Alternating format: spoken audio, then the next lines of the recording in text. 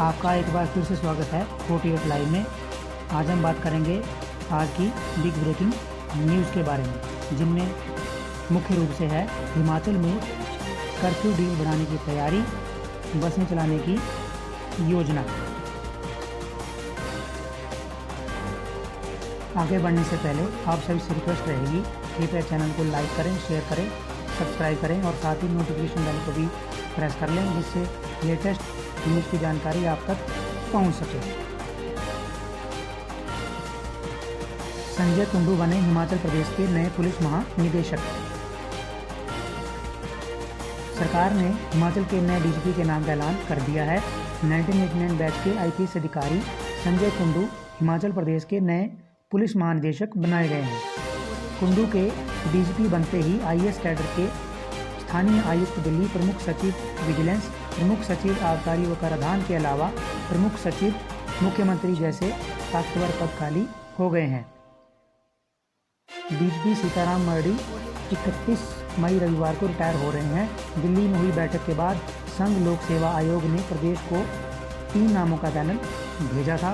इनमें 1984 बैच के वरिष्ठतम आईपीएस अधिकारी सोमेश गोयल के अलावा 1989 बैच के संजय कुंडू और एसआर ओझा का नाम था।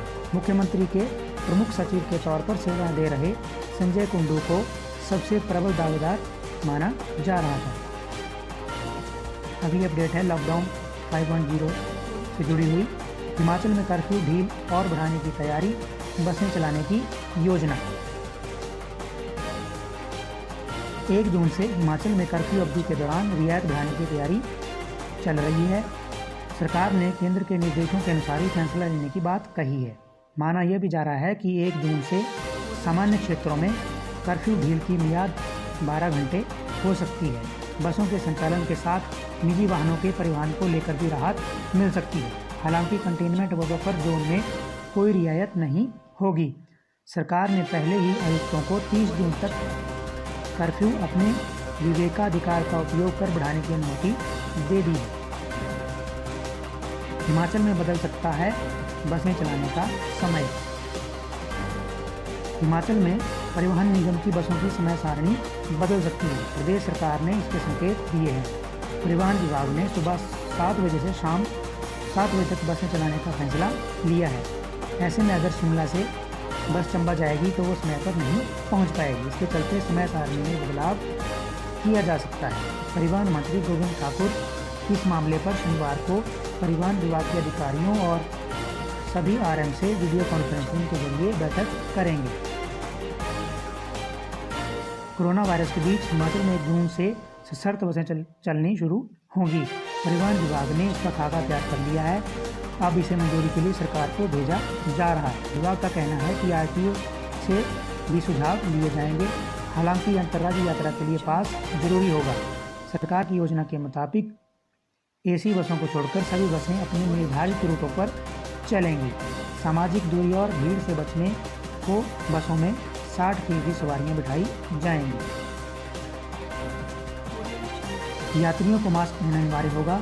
बसों को रूटों पर भेजने से पहले सुबह और शाम को सैनिटाइज करना पड़ेगा। बसों के भीतर संवेदनशील स्थानों को भी प्रत्येक 2 घंटे बाद सैनिटाइज करना जरूरी होगा। बसों में खड़े होकर यात्रा करने पर मनाही होगी। चालकों परिचालकों के पास सैनिटाइजर होना जरूरी है। बस स्टॉप और अड्डों में प्रत्येक शौचालय में साबुन होना जरूरी है। एचआरटीसी के क्षेत्रीय प्रबंधक सभी बस अड्डों पर मास्क, हैंड सैनिटाइजर, साबुन आदि की उपलब्धता सुनिश्चित करेंगे। हिमाचल के स्कूलों में दोबारा छुट्टियां देने की तैयारी।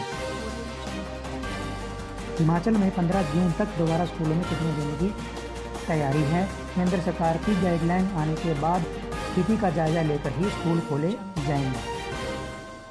अभी 31 मई तक स्कूलों में छुट्टियां हैं।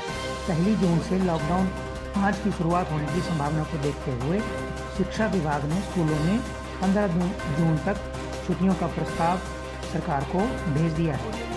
1-2 दिन में छुट्टियों के लिखित आदेश जारी हो जाएंगे। शिक्षा विभाग के उच्च अधिकारियों ने बताया है कि स्कूल खोलने के लिए सरकार किसी भी प्रकार का जोखिम उठाना नहीं चाहती। 1 जून से पब्लिक ट्रांसपोर्ट शुरू होने पर इसकी समीक्षा होगी। संस्थागत प्रशिक्षण केंद्र बनाए गए, स्कूलों में विशेष सफाई अभियान भी चलेगा। ऐसे में 15 जून तक स्कूल खोलना जो है संभव नहीं होगा। रविवार को केंद्र से इस बाबत आदेश जारी हो सकते हैं। इसके बाद ही प्रदेश सरकार कोई फैसला लेगी। शिक्षा विभाग ने कई विकल्पों के साथ एक एग्जिट प्लान भी तैयार कर लिया है। इस प्रस्ताव को कैबिनेट बैठक में लाया जाएगा। शिक्षा मंत्री सुरेश भारद्वाज ने बताया कि स्कूल खोलने के लिए जल्द मुख्यमंत्री से चर्चा के बाद फैसला लिया जाएगा। सीनियर असिस्टेंट बनने के लिए अब जूनियर असिस्टेंट से तय होगी वरिष्ठता। सरकार ने सीनियर असिस्टेंट पद पर प्रमोशन और जूनियर ऑफिस असिस्टेंट आईसी पद पर भर्ती के लिए हिमाचल प्रदेश कार्मिक विभाग वरिष्ठ सहायक वर्ग तृतीय लिपिक वर्गीय सेवाएं सामान्य भर्ती एवं प्रोन्नति नियम में बदलाव की अधिसूचना जारी कर दी है। इसके तहत अब सीधे जूनियर ऑफिस असिस्टेंट से प्रमोशन नहीं मिलेगा, बल्कि जूनियर ऑफिस असिस्टेंट आईटी पद पर 5 साल नौकरी के बाद जूनियर असिस्टेंट बना दिया जाएगा और एक स्केल में रखा जाएगा। जूनियर असिस्टेंट के 5 साल पूरा होने पर जब दोनों पदों के 10 साल पूरे होंगे तो कर्मचारी सीनियर असिस्टेंट पद के लिए पात्र होगा। पहले जूनियर असिस्टेंट के आधार पर वरिष्ठता का मानक तय नहीं था, जिसकी वजह से प्रमोशन में विवाद होने की संभावना रहती थी। जूनियर ऑफिस असिस्टेंट आईटी के पद पर भर्ती के लिए अब जमा 2 करना अनिवार्य होगा। हिंदी या अंग्रेजी अंकन टेस्ट भी अनिवार्य किया गया है। विभिन्न आईटी संस्थानों से 2 या 3 वर्ष का डिप्लोमा करने वालों को भी भर्ती में आवेदन करने के लिए पात्र माना जाएगा। इस व्यवस्था के बाद कंप्यूटर डिप्लोमा करने के बाद भी नौकरी के लिए आवेदन करने में परेशानी से युवाओं को बचाव होगा। पटवारी भर्ती परीक्षा मामला, सीबीआई ने सील्ड कवर में हाईकोर्ट को सौंपी जांच रिपोर्ट। सीबीआई ने पटवारी परीक्षा में हुई कथित धांधली की जांच रिपोर्ट सील्ड कवर में हाईकोर्ट के समक्ष दायर कर दी है।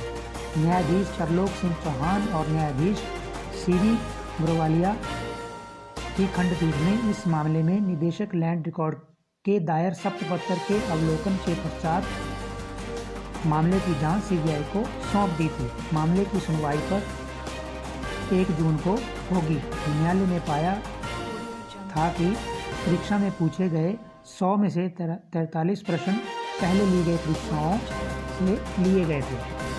कोर्ट ने प्रारंभिक सुनवाई के दौरान इस बात की संभावना जताई थी कि यह परीक्षा कुछ अधिकारियों ने अपने चहेतों को फायदा पहुंचाने के लिए ली थी। इसके चलते जो है इस मामले की आगामी जांच सीबीआई को सौंपी गई। याचिका में याचिकाकर्ताओं का आरोप है कि परीक्षा केंद्रों में बद इंतजामी के चलते सैकड़ों परीक्षार्थी परीक्षा देने से वंचित रह गए। कई परीक्षार्थियों को गलत परीक्षा केंद्र देने, 2-2 परीक्षार्थियों को एक ही रोल नंबर देने, प्रश्न पत्र बांटने में देरी जैसी घटनाएं होने से परीक्षा में बड़े स्तर पर गड़बड़ियां हुई हैं, जिस कारण सैकड़ों परीक्षार्थी परीक्षा देने से वंचित रह गए। विज्ञापन के मुताबिक 1194 पदों पर यह भर्ती होनी है। अगली ब्रेकिंग न्यूज़ है 12वीं ज्योग्राफी और 10वीं वाद्य संगीत व गृह विज्ञान परीक्षा की तिथि घोषित। 8 जून को होगी परीक्षा। स्टाफ सहित समस्त छात्रों को लगाने होंगे मास्क।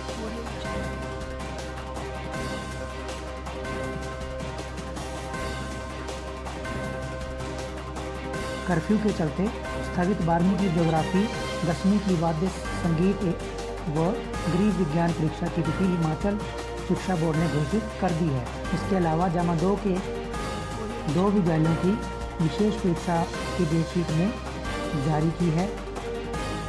शिक्षा बोर्ड के अध्यक्ष डॉक्टर सुरेश कुमार सोनी ने बताया कि जमा 2 कक्षा की वार्षिक परीक्षा मार्च 2020 के 3748 नियमित परीक्षार्थियों तथा राज्य मुक्त विद्यालय एसएस के 587 परीक्षार्थियों की भूगोल विषय की स्थगित लिखित परीक्षा अब संबंधित परीक्षा केंद्रों में 8 जून सोमवार को होगी।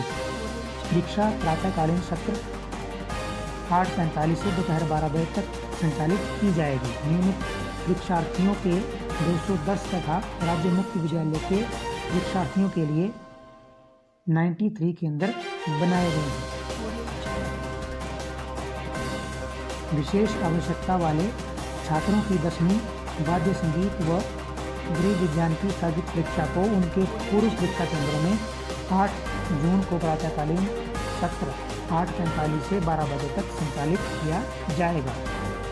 उक्त के अतिरिक्त जमा 2 परीक्षा के सीनियर सेकेंडरी स्कूल बग्गी चंबा और कलबोग शिमला के नियमित छात्रों की विशेष परीक्षा उनके विद्यालय केंद्र में 8 जून को ही प्रातःकालीन सत्र में संचालित की जाएगी।